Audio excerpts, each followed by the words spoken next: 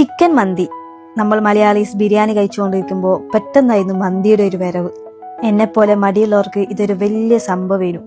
ബിരിയാണിക്ക് 10ഉം 20ഉം ഉള്ളി മുറിക്കുമ്പോൾ ഇതാ 2 ഉള്ളി കൊണ്ട് മന്തി റെഡിയാവും. മന്തി വന്നപ്പോൾ പിന്നെ മന്തി കൊണ്ടുള്ളൊരു കളിയായി. വിവിധ തരം മന്തികൾ വന്നു. അപ്പോൾ ഞാനും ഇന്നൊരു ഡിഫറെൻറ്റ് ടൈപ്പ് മന്തി ആയിട്ടാണ് വന്നിട്ടുള്ളത്.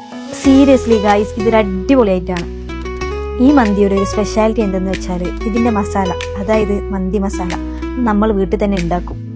ഡയറ്റൊക്കെ ഫോളോ ചെയ്യുന്ന ആൾക്കാരാണെങ്കിൽ ഇവർക്കൊരു ബെസ്റ്റ് ഓപ്ഷനാണ് ഈ മന്തി. വെറും ഉള്ളി മാത്രം ഇട്ടും ഇത് നമുക്ക് ചെയ്യാം, അല്ലെങ്കിൽ നമുക്ക് ഇഷ്ടമുള്ള പച്ചക്കറി ആഡ് ചെയ്യാം. ഞാനിന്നിവിടെ ഉള്ളിയും ക്യാരറ്റും ക്യാപ്സിക്കാണ് ഇട്ടത്. ഈ മന്തിയുടെ വേറെ സ്പെഷ്യാലിറ്റി എന്തെന്ന് വെച്ചാൽ ചിക്കൻ നമ്മൾ സ്റ്റീം ചെയ്തെടുക്കും. അതിൻ്റെ വാട്ടറാണ് നമ്മൾ ഉപയോഗിക്കുന്നത്, അതായത് ചിക്കൻ സ്റ്റോക്ക്. സീരിയസ്ലി ഗൈസ്, ഈ മന്തി അടിപൊളിയാണ്.